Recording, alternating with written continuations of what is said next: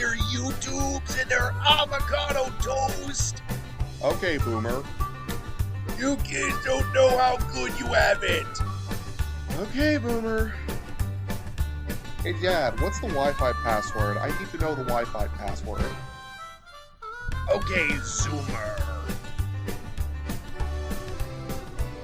January 7th, 2024. It's the end of the New Year's. We've had Christmas. We've had the Christmas feast. We've had the New Year's ball drop. You know, no naughty information intended, obviously. But we often, get to spend time with family, talking about Christmas, having sort of things, and enjoying the best part of Christmas of them all. And that is the toys. So, Dad, let us discuss the many toys that we as kids have played with as a result of, many years of Christmas and gifts of that nature. Oh, I remember getting a lot of toys as a kid, but it never seemed like quite the toys that the other kids are going. I grew up in a big family. So a lot of kids, my poor parents, they tried to make a good Christmas for us. And they did. So we never did without or whatever. But I remember one year I wanted a telescope in the worst way. I wanted to have a telescope. My parents got me a telescope, and it was one that was maybe 2 or 3 feet long. And it wasn't what you could, it's a glorified spotting scope and stuff. But I took it out. I could see the rings of Saturn. I could see, craters on the moon and all that stuff. But it was funny because I was so proud of this telescope. And I went over to my friend's house. Well, his parents were very well off, and he wanted a telescope. And then he showed me the telescope he got, which is like 3 or 4 feet long, had all the lenses, special tripod. And then you kind of thought, oh, man. Well, I mean, that's always going to be a thing about childhood, is that sometimes you're going to have, those rich kids who will have, those really nice toys, and then you're just like, oh. And then you got, maybe, you got, 3 Lincoln Logs, you got, maybe, maybe a Sock and Bop-'em robots, and then you have a kid that has an actual robot. I mean, we would often, I remember, that you showed me this video by Laura Legends, which I'll put a link down below, of some of the toys that kids had access to, through comic books. So, as a young kid, my parents would get, these boxes of comic books. They'd get them at garage sales or whatever, people getting rid of. Or, as you started earning a little bit of money, you'd run down to the newsstand, you'd have comic books, and you'd buy a comic book, but it never failed. Towards the end of it, or in the middle of the comic book, were all these ads for stuff. You're like, oh, I have to have this. In fact, we just watched a little bit of where they had the Polaris submarine. And it was only $6.99 for the Polaris submarine. And it had you could shoot missiles, you could shoot torpedoes, you had a periscope, and the way it looked, you're like, oh, this is going to be so much fun to get, I never bought one because I could never get $7. My parents were saying, you want the sub, you got to come up with the money. And in those days, you'd have to mow a lot of lawns for a quarter or two just to earn enough money to get something like that. But as we watched the video, it kind of brought back memories of what that toy was. And then they showed the actual toy. And it was like something right out of The Price is Right. You picked wrong. Wah, wah, wah, wah. So, when you think about $6.98 in today's money is nothing. That's a Starbucks coffee and, a little fancier thing. But back then, it would take you months to earn $5 or $6. And you were so proud of it. I mean, candy bars were 10 cents. Today, geez, with the store, I think they looked at them and they're $1.50 for the same size. Well, actually, a smaller candy bar than what we got for a dime.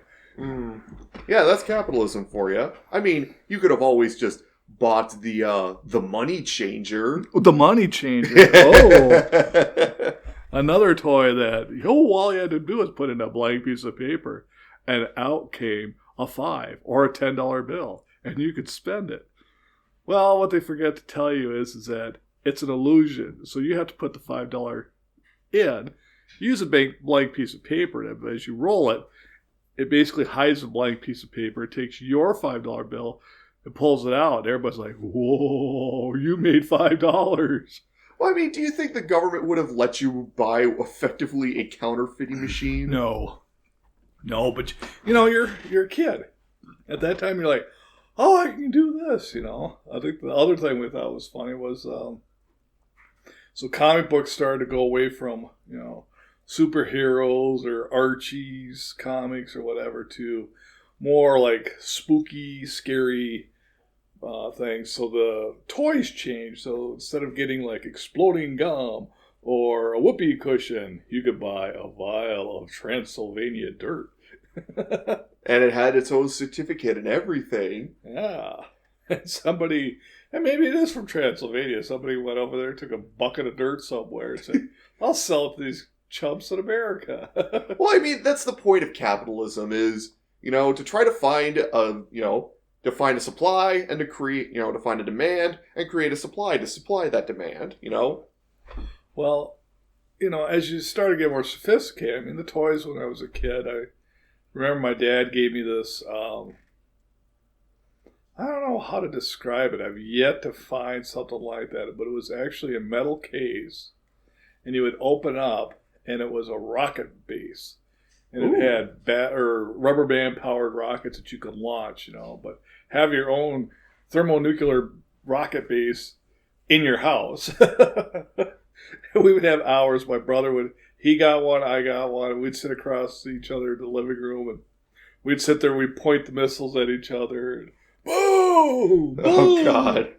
Of course, after getting into big arguments and crying fits because I blew you up, no, you blew me, I blew you up, and That's how your dad took the toys away. Oh yes. Well, to take a quote from a 1980s, movie, War Games, that was a strange game. The only winning move is not to play. How about a nice game of chess? Well, and then back then too, we played a lot of board games. So we had Monopoly, we had Life, we had, the same things you have for kids today, ladders and chutes and that. But for some reason, and I don't know how we happened to this game, but we got the game of Risk. And for those who've never played Risk before, it's basically world domination in a nutshell. You have a map of the world. You start out in a country and you get armies and you try to take over countries. And every country take over, you get bigger and bigger armies, but then you fight each other over different territories. But basically, the winner of the game is the person that finishes, that has all the countries in the world, has world domination.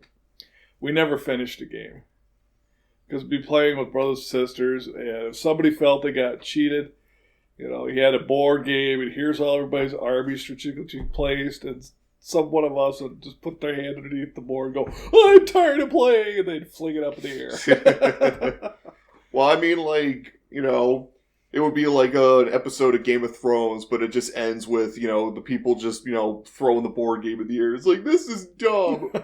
You'd be creating alliances with your brothers and sisters, yes, it's like that scene from that South Park special that was parodying Game of Thrones where Cartman takes you to the betrayal garden, Let me tell you something, brother, between you, this is about you and me taking over the world. The rest are just there to just push us through those doors. And then you make the same deal to everybody else, and then it's just like people betraying each other.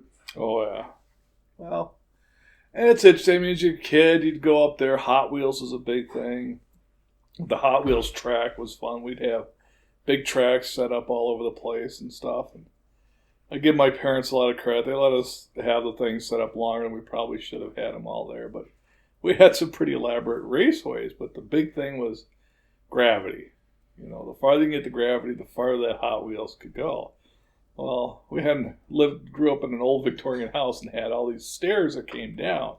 So we had the track and the heavy bank and all that. We'd start at the top of the stairs. And we could do like 2 or 3 loop-de-loops, these cars. And, ooh.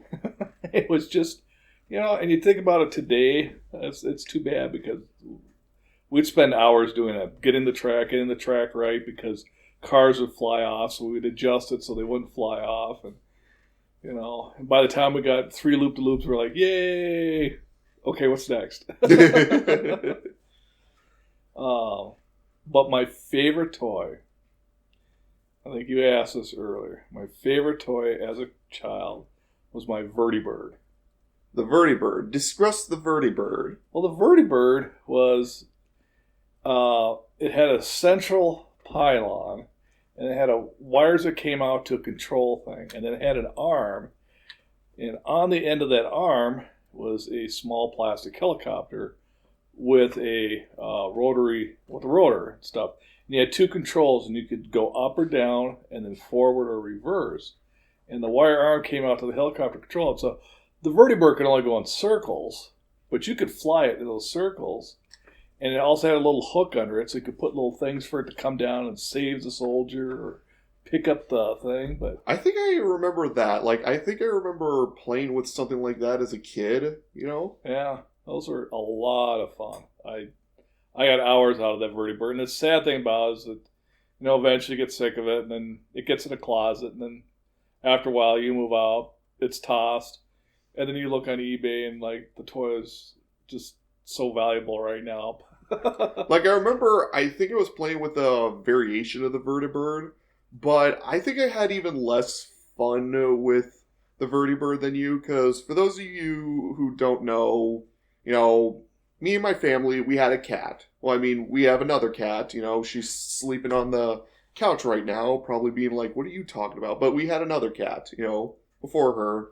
And the thing about cats when it comes to the Vertibird is that their hunter instincts kick in. They see something flying through the air, and then you can see the butt wiggling, and then they're just like, bam, you know, just like trying to swipe at it.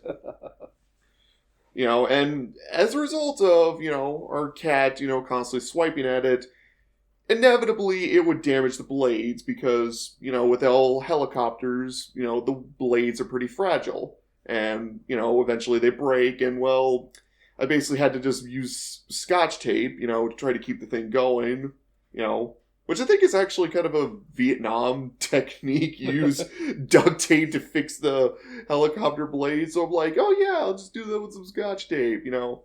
And to be fair, I did play with that. That was a pretty fun toy.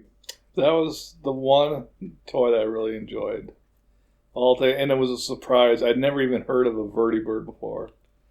And my parents, because they have a birthday at Christmas, and having a birthday on Christmas, it's not as special as somebody that has one like in June and July, birthday parties, and it's separate from it, so you get toys twice a year. I get a little bit better toy or the same toy, and my brothers and sisters say, Happy Birthday, Merry Christmas, or they call them Birthmas gifts. Yeah, like that would be something that I would say to my dad is like, Merry Birthmas. You know, I get Daddysquatch, like, I mean, I got you a good gift this year. You did fantastic. But yeah. I'm just saying is that growing up, that was it. My mom had put my birthday in sometime in the first week of December. She said, we'll just have it then. So you have a little bit of time. And I did that for a couple years, but then I just said, no, let's just have it on my day and stuff. But that was the first time she did it. They got me that Vertibird. Oh, I went through battery set after battery set after battery set. I think my parents hid the thing, so I was going through so many D batteries. And then I got an old battery charger. So I'd sit there, and back in the days, you could take the batteries that wore out, you'd throw them back in the battery charger, and they'd come back, but they were maybe at 75%. You drain them down, you put them back in there, and they come back at 65%. You keep doing that. They'd only have so many times you could charge them. True. Well, Ghantt Chart, what was your favorite toy growing up? So I've put down a few lists of potential toys that I remember playing with as a kid. And I remember that a lot of the toys that you got me, you know, were from Hobby Lobby, where you get, like, different science kits, you know, which definitely, like, so as a kid, I was obsessed with, you know, one day becoming, like, a famous inventor or a scientist, you know.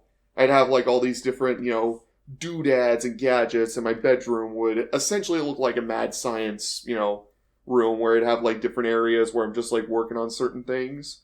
And the one mad scientist, you know, gift that I remember having, you know, above all else, was the Snap Circuits kit.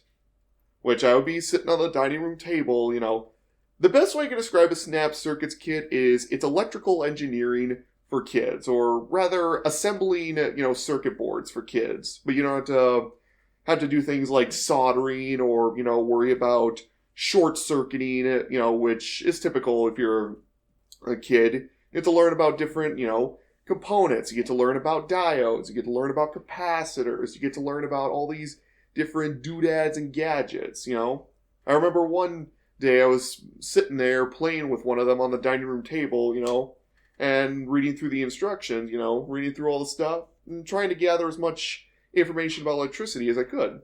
And I remember Daddysquatch, Daddysquatch, for those of you who don't know, is a mechanical engineer. He works with gears. He's, I guess, what you would call a gearhead, so it's very hard for him to wrap his mind around circuits. But then I remember saying something that helped make things easier for him, which is like, Dad, they're just gateways. That's just how you gotta look at it, with a circuit. It's just a gateway. So I remember reading that for the instructions. Yeah, it's going through college. I take circuits class, and I always have problems with transistors. I pretty much figured out everything else, but it got to transistors. And how the professor explained it and how that I finally just said, whatever. I got a B on the test. I was like, great. Flush the brain. Move on. I don't like electricity. But I can watch doing that, and he's trying to sit there and snap in a transistor. And I said, oh, so what the hell does a transistor do? And he just kind of looked at me and goes, oh, it's a gate, Dad. Apply voltage, it flips. See? On, off, on, off, on, off. And I was like, oh, it takes my child of 7 years at that time to explain to me something that I had a hell of a time in college. But maybe I shouldn't have been going to too many of those fun parties after football games. Yeah, I mean, let's be real. Mom said, that, we will talk about the college that shall not be named, how it was the party capital, at that time, and you can't see that Daddysquatch is rolling his eyes, and I'm like, no, I was a very respectful individual. I never touched a sip of alcohol. Not a sip. No, I had a little bit too much fun, but I think it was my second year down there. The first semester just about washed me out because I had too much fun. And I got my button gear. They said, yes, you can party, but the partying occurs after the work's done. You get your studying done, you get your homework done, you get your projects done. Once that's all done, then yay, we can have a little bit of party, but you don't party before that because for the degree you're going for, the time, the money, and the effort, you just don't want to sit there and repeat things or drop out or screw up because it just, you know what it takes to do it. You're in the same major as I am. It's tough. But anyway, back to toys. Yes, back to toys. Sorry. Sorry for that little tangent. Another set of toys that I remember, that I really loved as a kid was Legos, which I don't know, did you have Legos, or as a kid, or no, not really? Not as much. We played more like erector sets and Lincoln Logs. Well, yeah. I know Lincoln Logs, but I don't know erector sets. What are those? Erector set is a lawsuit ready to happen. Oh, dear.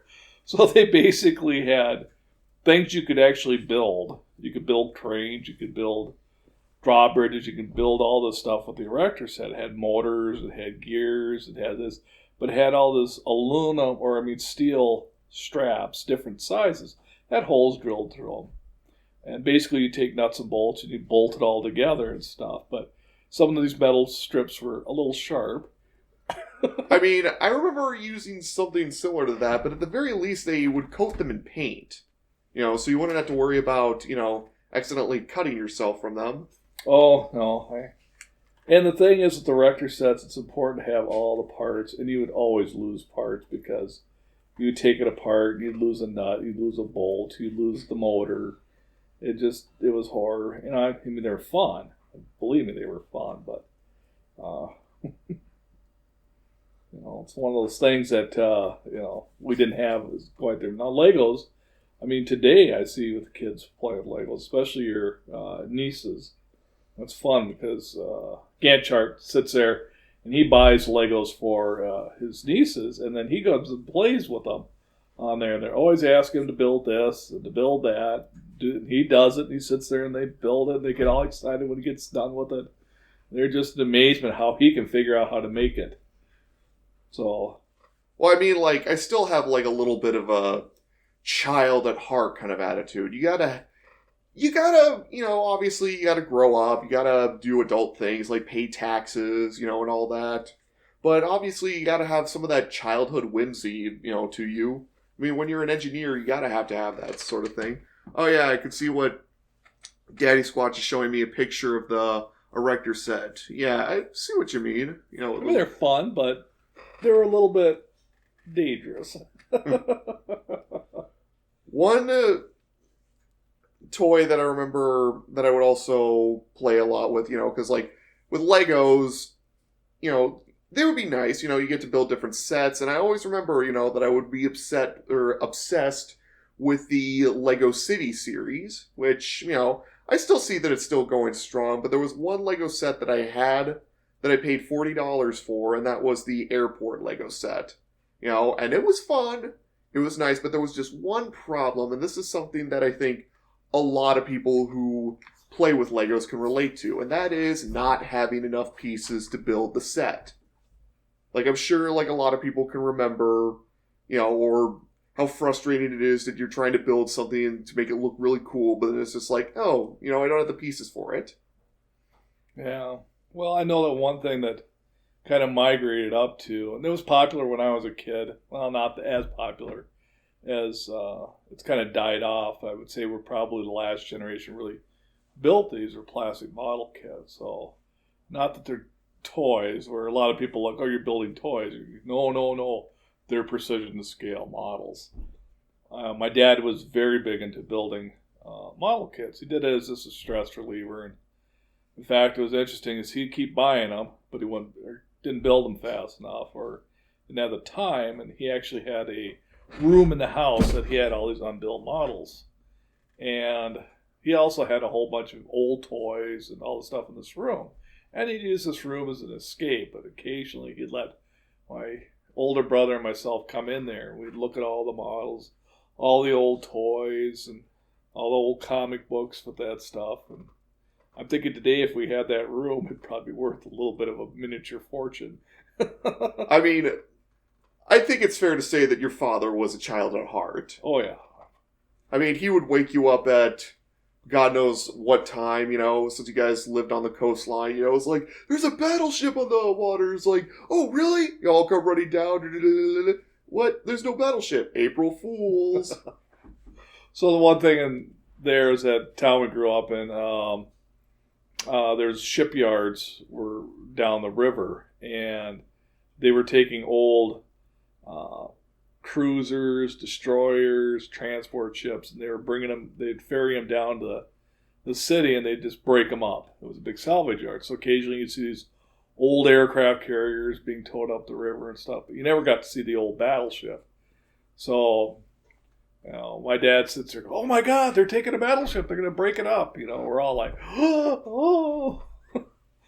But, I mean, my dad did take us on a battleship way back when I was a kid. And I could just remember how big the guns were. He held us up to there. You'd stick your head in there. It's like, it's a big gun.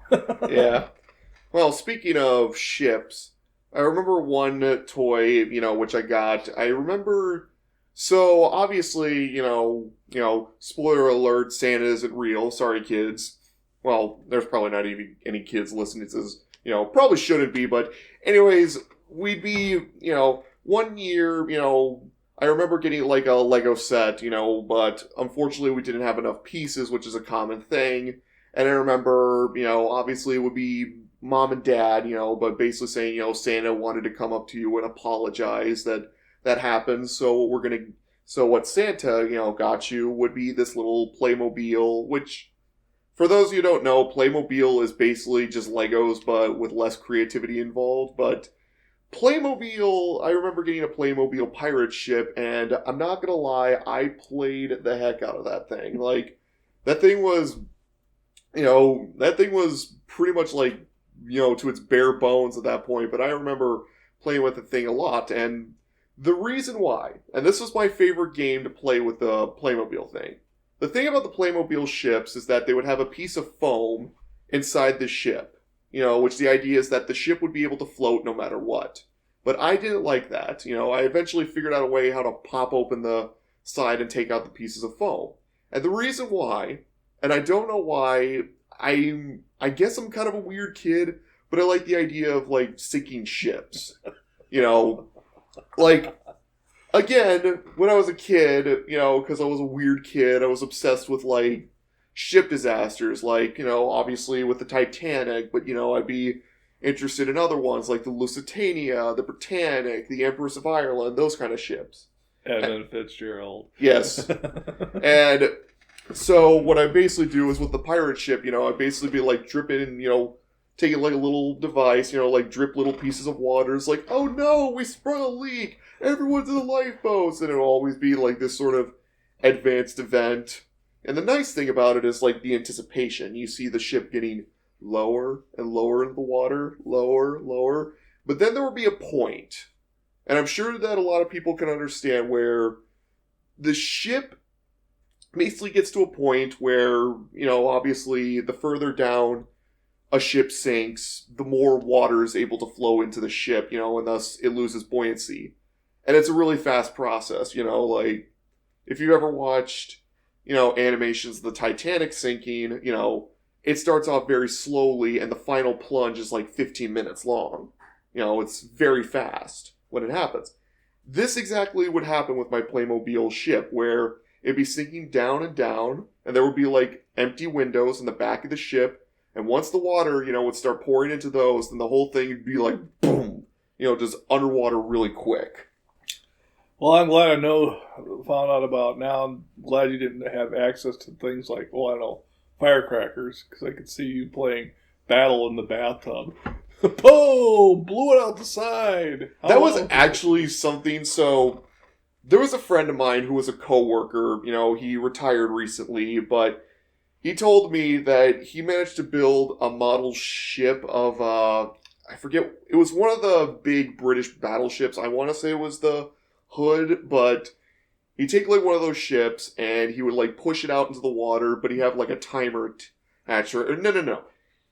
He would basically have a bunch of firecrackers on top of it, and then he would try to, like, fire a firecracker once it got into the harbor.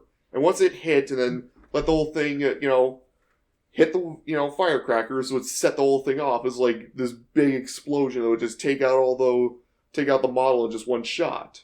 And then we'd basically be sitting there, it's like, well, that was fun, I mean, do not lie. You had a few models yourself, and you blew them up with firecrackers. Oh, I never blow them up with firecrackers. No. M80s, okay. Yeah, firecrackers as well. We talk about that. Some of the toys we had today, you will not find them around. They don't, because they were pretty dangerous. One of my favorite thing was jarts, or lawn darts. And these were basically big, huge darts that you'd have two rings opposing each other. You'd get out on the lawn, you'd set them, 50 feet apart, and it was like playing horseshoes, but you're basically taking these lawn darts, you're throwing them at each other. Well, into the thing, but you'd be at one end, the other two be the other end. Well, if you weren't a good shot, you had a stray dart hit somebody, it'd impale them. And if you could take a look under jarts or lawn darts, you could take a look, but they were outlawed in the United States. Occasionally, if you look at like an antique store or whatever, you may see a set of them. Get them. Yeah, because I did see a set of lawn darts at an antique store once. You didn't get it? No, I thought I didn't know what I would get them for. Me. Well, I mean, all right, fine. I'll see if the store has them. The store is Can't say the location because you want to not have that on the information, but I'll tell you about it later, you know? All right. I'll tell you about it, like, because that's the nice thing about antique stores is sometimes you get to see some cool stuff. Sure. I get to see some of your toys from your childhood. Well, and another thing we had were Cox airplanes. So Cox was this company that made small little engines, and they made airplanes that you could put these engines on. They still do it for remote-controlled airplanes, but these airplanes back then, they didn't have quite the remote control because it's a lot of money to get the radio stuff. But what they had was 2 strings. And what the plane would do is it would fly in a circle.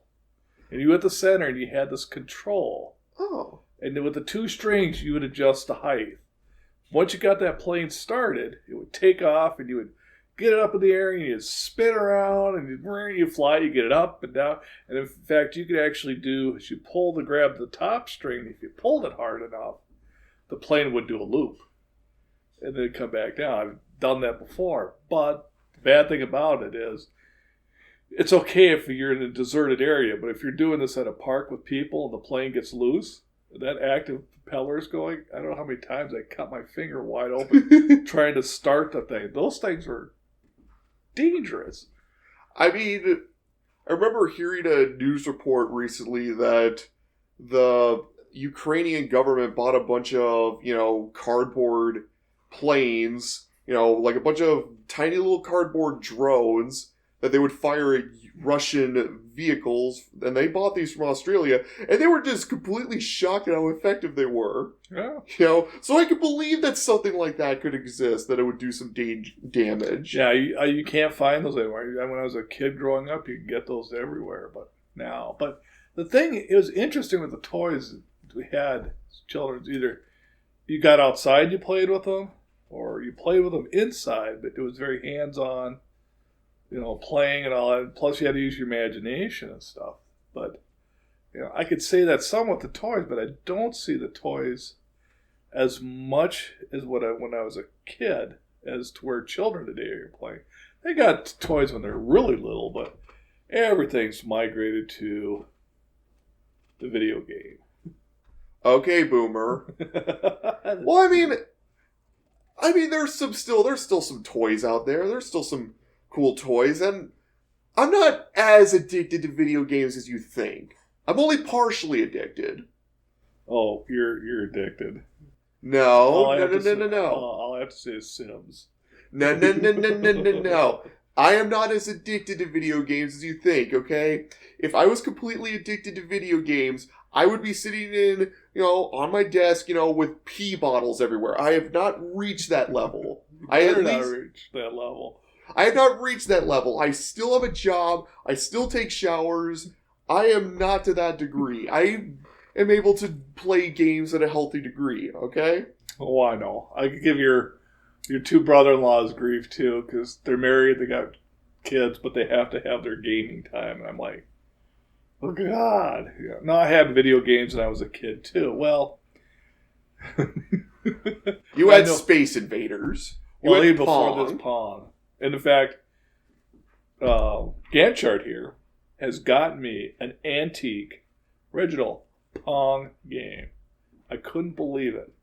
The only problem is I can't find a TV to play it on because it's so old. And it's like brand new in the box. And I'm like, oh, I was so excited when I got this. It's like childhood memories again.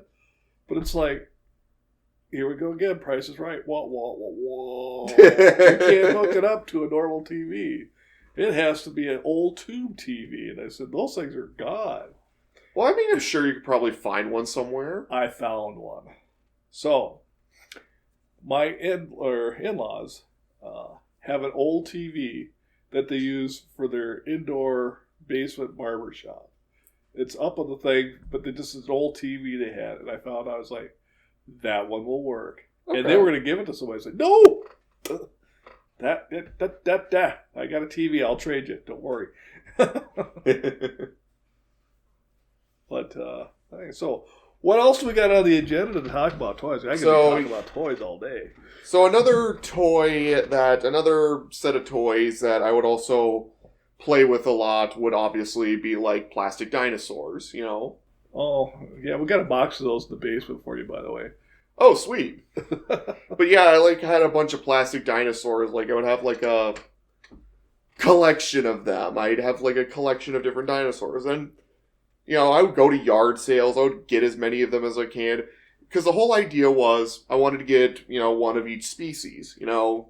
Now, something about me as a kid was that I mean, I still can, but I could basically name different species of dinosaurs that, you know, Daddysquatch has never heard of. For example, Daddysquatch, do you know what an Edmontosaurus is?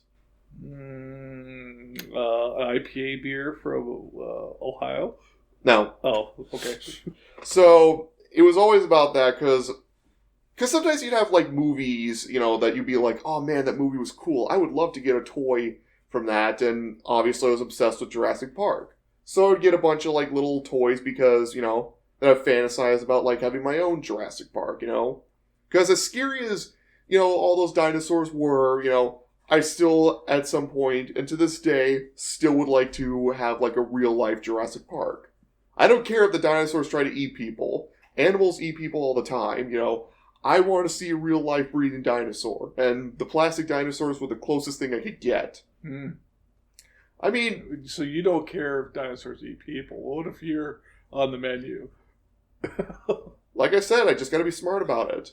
Okay. I mean, those movies actually make them a lot more dangerous than they actually probably were. Like, velociraptors were probably not as intelligent as the movies portrayed. They're probably a lot less intelligent than what they show, you know? I don't know. I've watched the cat over here, who's on the couch. Now she's awake. And I've watched that cat open doors that she does with her headbutt. She'll sit there and she'll wiggle the door. She knows if she does something with that door, keeps doing it, she's able to open them. So she's when people sit there and say, oh, they're not that smart, it's like, you gotta be, those little critters, if they get motivated, they're pretty crafty. Yeah. It's like that scene for Jurassic Park. As long as they don't find out how to open doors, the velociraptors open the doors. That's our cat. She's smart enough to do that. And, you know, and I'm sure, like, you know, you had some movie tie-in, you know, toys. Like, what was a movie that, as a kid, you really wanted to get, like, a toy for? I'm sure they had toys for a lot of different movies. I saw Star Wars, I wanted an X-Wing fighter. Oh, yes, definitely. Like, God, like, it's like... I'm sorry. They didn't have models of that, or toys, or all that. It was like a couple years later, they finally started doing that. So what I did was, I got some pictures of an X-Wing fighter, and I literally carved one out of balsa wood. Ooh. And painted it up, and you ask your Uncle Ed. They were impressed at just how much detail and how I was able to do it. You know, but I want to have my own pew, pew, pew, pew, pew, pew, pew, pew. Yeah, because, like, Star Wars was a pretty big movie. I mean, it still kind of is today, but I remember... Oh, it's not even close to what it used to be. There are adamant fans of Star Wars, no denying that, and I know they've been Star Wars World here, and Universal, or I mean, not Universal, but... Disney and stuff like that, but... Oh, I'll tell you what, you want to see Star Wars fanatics... You had to be there in 1977 when it first opened. And everything had Star Wars on it. Everything from cereals to McDonald's Happy Meals to disco songs to... I mean, you remember that... Saturday Night Live. I mean, you remember that, you know, scene from Spaceballs where it's like, what are you doing, you know, yogurt down here? I've been selling merchandise. Merchandising, because that's where the real money's at. That's right. But they just didn't realize how popular that movie would become. But, you know, again, I think we've talked about this ad nauseum, but just that first time I watched it, it's like, Star Wars, what the hell is Star Wars? Sit down in there, and then they had that opening scene. And the special effects... the color, and you just had never seen that in a movie before. There hadn't been a movie that had that degree of special effects, and they were good at that time. and you're like, you're just in awe. You're like, this is amazing. I mean, the acting was horrible. The plot line was, it was right out of a Western. It was the same old thing, But seeing all those giant starships, you're thinking to yourself, wow, I really want to buy some toys right now. Well, It worked. I take a look at that. The one thing I got from Star Wars is really got an interest in technology. Okay. Yeah. I don't say I wanted to, but I really got interested in technology. I'm flying, all that. And I think that's what pushed me to get an engineering degree. Not that I say I want to be Luke Skywalker or whatever. No, Scotty from the Enterprise, I like him. He's all right. Yeah, were there any, I'm sure there were probably some Star Trek toys back then as well. Yeah, but they weren't. I mean, Star Trek was not. You take a look at the special effects on Star Trek, and you're like, okay. I mean, it was pretty much the epitome of space opera. Yeah, I mean, it was a soap opera, right, in space, but the sets were typical of what you'd see that day. In fact, they weren't even that good. But I mean, it was interesting. But no, when Star Wars hit you, it was like, oh. Now Star Trek, when it got later, they got better special effects. But the toys, we had there, most of the toys that we dealt with were just, again, it wasn't electronic on the screen. It was, running around the hallway, zooming around in a car, or holding the plane and going bzzz, or all that as kids. We had to use, SpongeBob would say it, our imagination. Okay, Boomer. So another toy, which, that I also liked playing with as a kid was obviously with electric trains, which I think I got from... So I can't tell if... I'm sure, your father had... You said that your father had an electric train set, and yes, he would sometimes be up in the attic, late in the night, playing with that thing. Well, not playing with it. He'd set it up, but he had an old train set when he was a kid. He'd do that, but just over the years and trying to put it together, you lose these pieces, you lose that pieces. But he bought my brother and myself a train set. We'd set that up, and we were going to build this big, huge set, but just never got it done. It takes a lot to really set up a train set. Yeah, because I remember... So it's still in my grandparents' basement on my mom's side, my other grandparents. My grandfather, my mom's dad, he really loves trains. And he has this really nice-looking train set, put a lot of work and effort into it. Granted, but you got to understand something with your grandfather. He's pretty good. He gets the parts, he gets the money, but he's good at connections. And there's a gentleman that was really into model train building, and he had already got his thing, and he was just looking for something to do. So your grandfather basically had him build that set in the basement.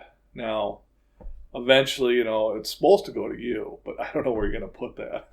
Well, we'll think of that. Hopefully I'll have a house at that point, and, because I'm saving up some cash, hopefully, something like that. But I always think that, the nice thing about, like, the different model trains, obviously they're not really, like, toys, quote unquote, but I guess it's like, it's just another aspect of model building, It's, I hate to say it, it goes there with the models. It's a dying art. Because my older brother is really into model trains. He loves building them, and he's in all these different clubs and all that stuff. But he said that, he's older than I am, and he's the youngest member of the group.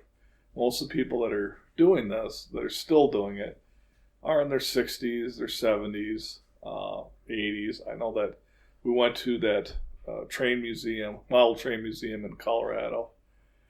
There were a lot of kids taking a look around at the interest, but the people who I considered true model train builders and aficionados were the old people walking around there. The boomers.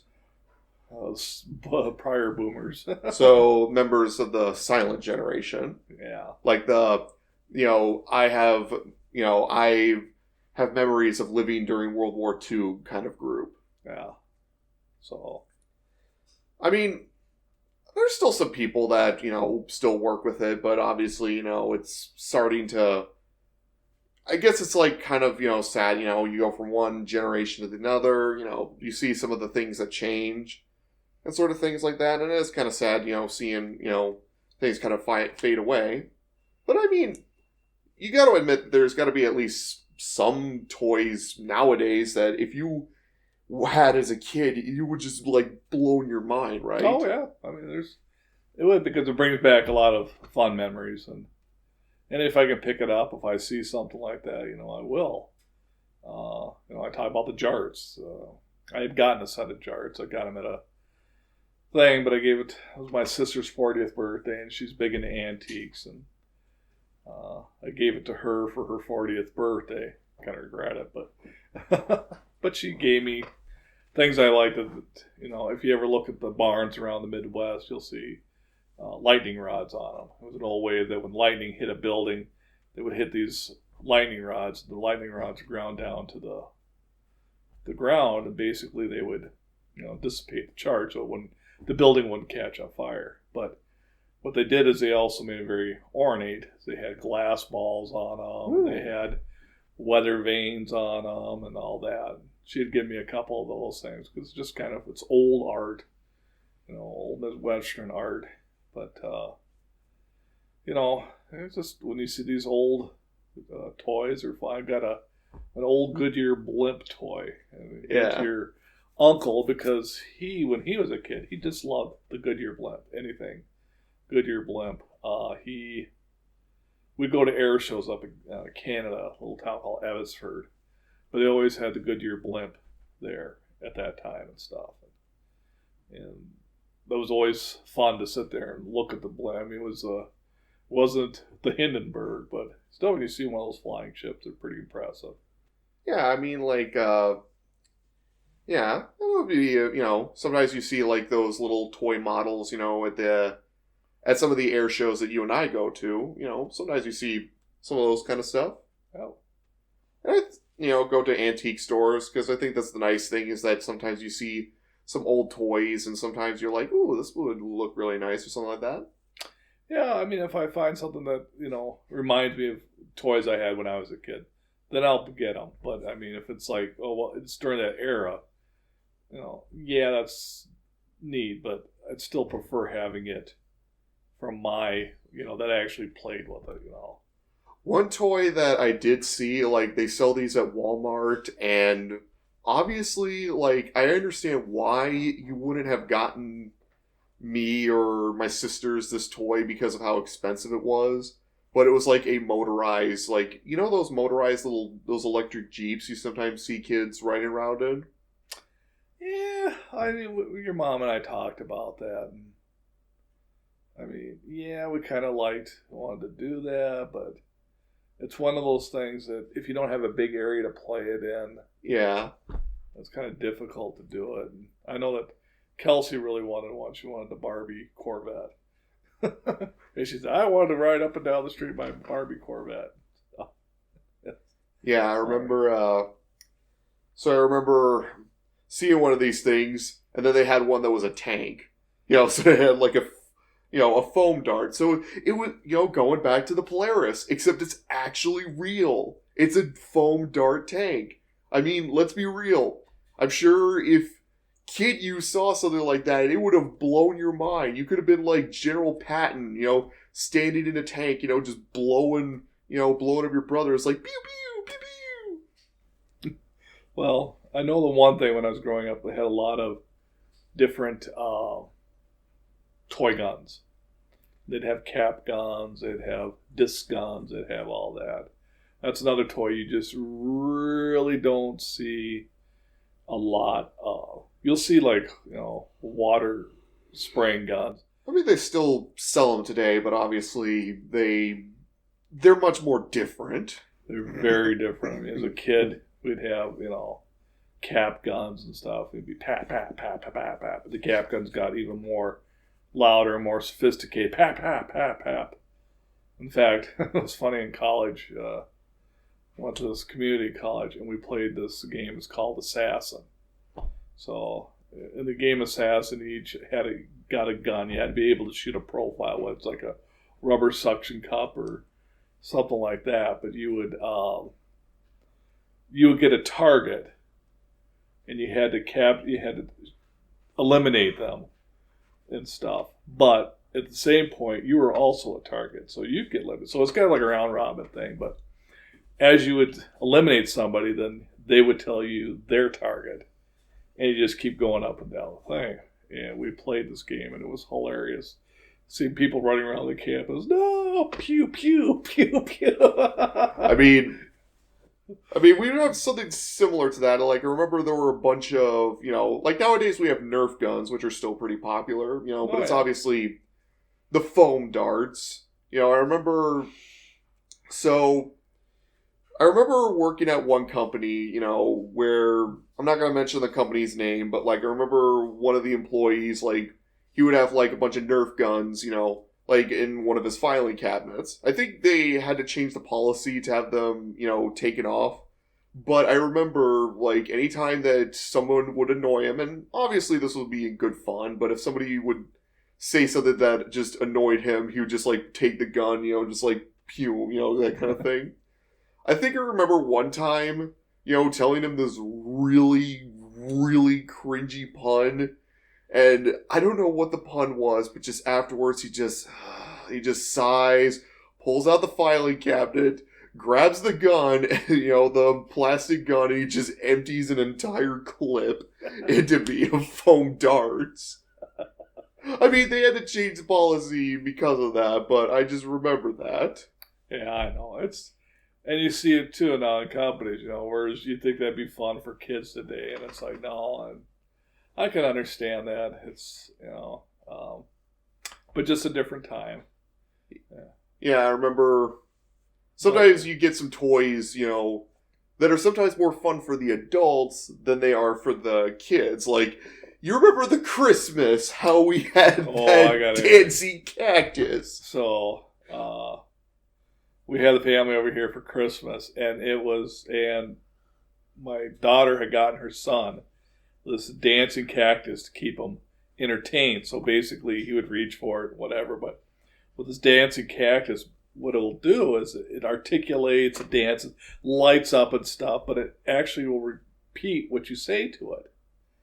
And so you can say something, and then it repeats it. Sometimes it does it okay. Sometimes it's like muffled, but so my grandson, he sits there and he likes grabbing at it. He likes the music, but he doesn't really fully use it. So he went down for a nap, and the rest of us all sat there, and we were starting to sing different songs. Yes. I think it was Bohemian Rhapsody. Yes, we were singing that song and just having fun with it. There was one video that I shared with you, because you were having a lot of fun with the cactus. I showed you and Mom, and it was like a guy who walks into his living room, and this guy decides to buy 50 of these cactuses. And he's like, Jesus, Justin, I've just had enough of these things. Oh, Jesus, Justin. The cactuses are just mocking him. It's like, how am I supposed to watch the game with these things looking at me? So, you think you've seen it all, and I have to admit, I think, there's no toys out here as good as what we had when we were kids. I'll give you that cactus. That's like, well done. Well done. Yeah. I mean, so before we close down the podcast, maybe a short little note about, toys for the next generation, because, now that my siblings have their own kids, obviously we get them some toys, and obviously you mentioned it before, with the little Mega Blocks, and sometimes, with our nieces, it'd be like little dresses, I mean... Well, it's funny because your daughter, sent us a video chat or a Snapchat of her two daughters fighting over the Christmas toy, and it's one of the Christmas toys that your mother and I had bought and sent out to them for Christmas, and it's hilarious because it was an Elsa dress. Okay. But it came with a scepter, a little crown, but it also came with a ponytail, like a fake ponytail. Okay. And those two were fighting over that ponytail. It's... I don't think they got the real meaning of the movie Frozen, because the movie was about sisterhood and loving each other, but now it's them just being like, give me that! No, give me that! She's like, that's mine! I was like, I want it! No, that's mine! I want it! Yeah. So, we would obviously have different toys for different kids. Is there any final note that you want to end the podcast on? When it comes to toys, people may look at you kind of funny. It could be anything from really elaborate toys to the simplest little frisbee. But life's too short. Go out and have fun. Go play with some toys. True.